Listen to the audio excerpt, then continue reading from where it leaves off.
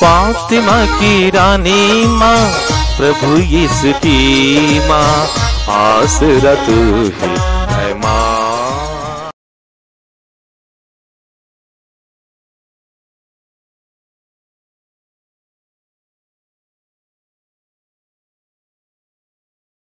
प्रेरित चरित्र अध्याय 14 पद संख्याएं 21 से 27 तक। पौलुस और बरनाबस लिस्त्रा और इकोनिया होकर अंताकिया लौटे। वे शिष्यों को ढाढ़स देते थे और यह कहते हुए विश्वास में दृढ़ रहने के लिए प्रोत्साहित करते थे कि बहुत से कष्ट सहकर हमें ईश्वर के राज्य में प्रवेश करना है।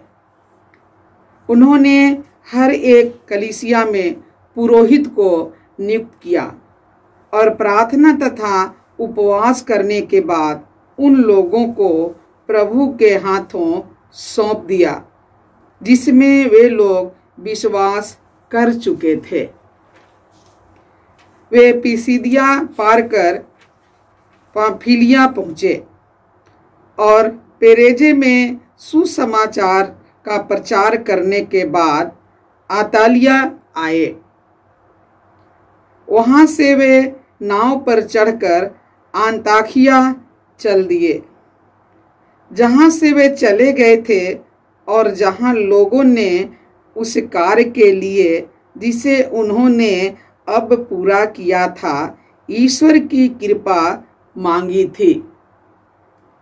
वहां पहुंचकर और कलीसिया की सभा बुलाकर वे बताने लगे कि ईश्वर ने उनके द्वारा क्या क्या किया और कैसे गैर यहूदियों के लिए विश्वास का द्वार खोल दिया। यह प्रभु की वाणी। ईश्वर को धन्यवाद। भजन अनुवाक्य। हे मेरे ईश्वर मेरे राजा, मैं सदा सर्वदा तेरा नाम धन्य कहूँगा। हे मेरे ईश्वर मेरे राजा, मैं सदा सर्वदा तेरा नाम धन्य कहूँगा। प्रभु दया और अनुकंपा से परिपूर्ण है। वह सहनशील और अत्यंत प्रेममय है। प्रभु सबों का कल्याण करता है। वह अपनी सारी सृष्टि पर दया करता है। अनुवाक्य। हे मेरे ईश्वर मेरे राजा, मैं सदा सर्वदा तेरा नाम धन्य कहूँगा। हे मेरे ईश्वर मेरे राजा, मैं सदा सर्वदा तेरा नाम धन्य कहूँगा। हे प्रभु, तेरी सारी सृष्टि तेरा धन्यवाद करे। तेरे भक्त तुझे धन्य कहे। वे तेरे राज की महिमा गाए। वे तेरे सामर्थ्य का बखान करे, जिससे सभी मनुष्य तेरे महान कार्य तथा तेरे राज की अपार महिमा जान जाएं। अनुवाक्य। हे मेरे ईश्वर मेरे राजा, मैं सदा सर्वदा तेरा नाम धन्य कहूँगा। हे मेरे ईश्वर मेरे राजा, मैं सदा सर्वदा तेरा नाम धन्य कहूँगा। तेरे राज्य का कभी अंत नहीं होगा। तेरा शासन पीढ़ी दर पीढ़ी बना रहेगा। अनुवाक्य। हे मेरे ईश्वर मेरे राजा, मैं सदा सर्वदा तेरा नाम धन्य कहूँगा। हे मेरे ईश्वर मेरे राजा, मैं सदा सर्वदा तेरा नाम धन्य कहूँगा। दूसरा पाठ प्रकाशना ग्रंथ अध्याय 21 पद संख्याएं 1 से 5 तक।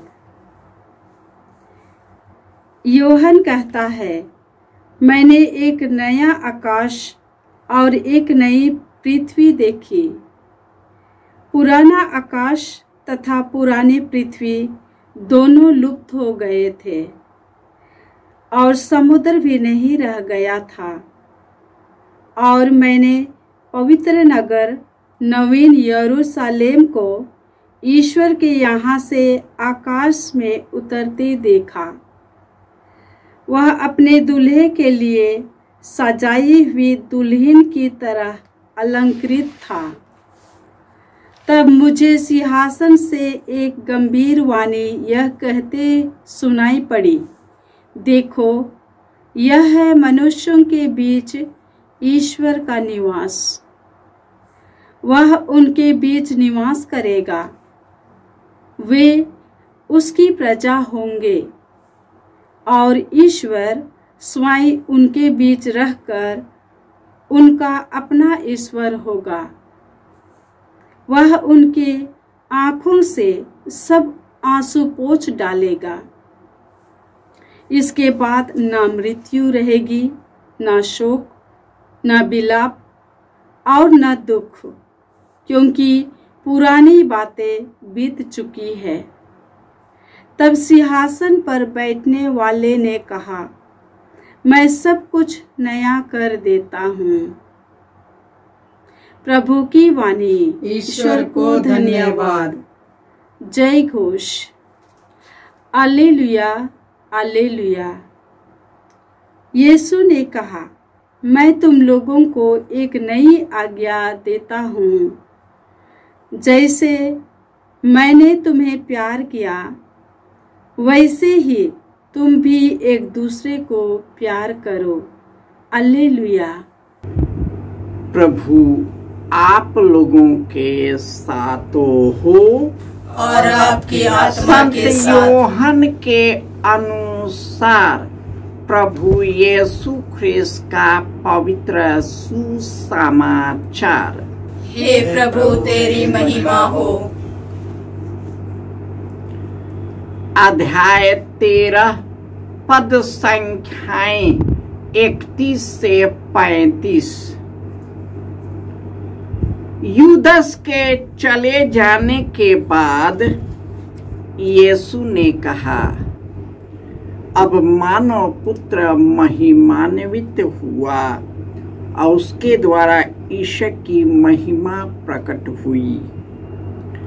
यदि उसके द्वारा ईश्वर की महिमा प्रकट हुई तो ईश्वर भी उसे अपने यहाँ महिमान्वित करेगा और वह शीघ्र ही उसे महिमान्वित करेगा। बच्चों, मैं और थोड़े ही समय तक तुम्हारे साथ हूँ। तुम मुझे ढूंढोगे। मैंने यहूदियों से जो कहा था अब तुमसे भी वही कहता हूँ। मैं जहाँ जा रहा हूँ तुम वहाँ नहीं आ सकते। मैं तुम लोगों को एक नई आज्ञा देता हूँ, एक दूसरे को प्यार करो। जैसे मैंने तुम्हें प्यार किया है वैसे ही तुम भी एक दूसरे को प्यार करो। यदि तुम एक दूसरे को प्यार करोगे तो उसी से सब लोग यह जान जाएंगे कि तुम मेरे शिष्य हो। यह प्रभु का सुसमाचार है। हे क्रिस्त तेरी स्तुति हो। क्रिस्त में प्यारे भाइयों और बहनों, प्रभु दया और अनुकंपा से परिपूर्ण है। वह सहनशील और अत्यंत प्रेममय है। वह सबों का कल्याण करता है और सारे सृष्टि पर दया करता है। उनका राज्य का कभी अंत नहीं होगा। उसका सिंहासन सदा सर्वदा पीढ़ी दर पीढ़ी बनी रहेगी। यही कारण है कि आज के प्रकाशना ग्रंथ के दूसरे पाठ में योहन एक नए आकाश और नई पृथ्वी को देखता है और जो ये पुरानी ये दुनिया है जिस पर हम रहते हैं वह सब समाप्त हो गया है। और उन्होंने देखा कि ईश्वर का पुत्र आकाश से उतरते हुए देखा। वह बहुत ही अलंकृत था। जब मनुष्य उसके बीच निवास करते थे, ईश्वर ने उसके सब आंसू पोंछ दिया। उसके बाद अब न मृत्यु रहेगा, न विलाप, दुख या संकट। पुरानी बातें भुला दी जाएगी, कोई उसे याद नहीं करेगा।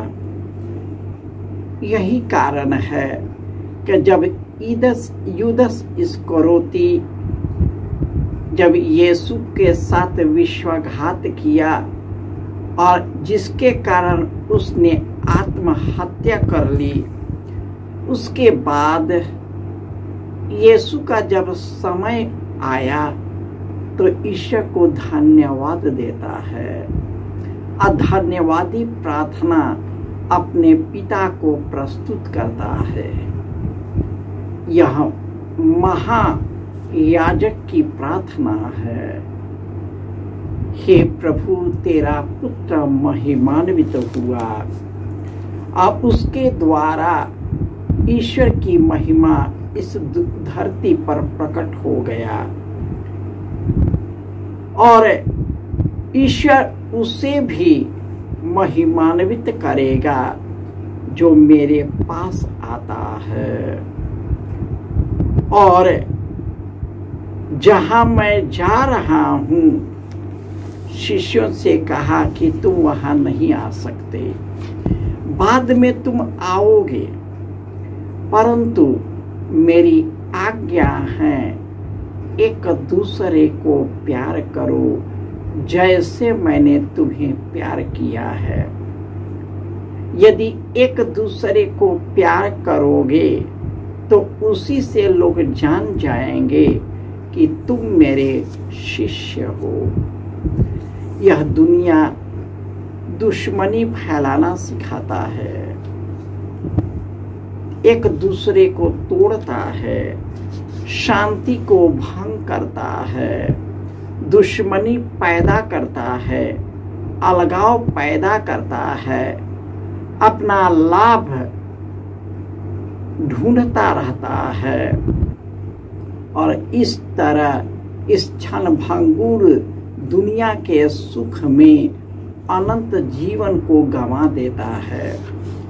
और जब पौलुस और सिलास और बरनबास लिस्त्रा, इकोनिया और दुनिया के एक कोने से दूसरे कोने में जा रहे हैं और उसमें आनंद और खुशी है, प्रार्थना और उपवास और तपस्या, और इस तरह वे अपना आध्यात्मिक जीवन जीते हैं।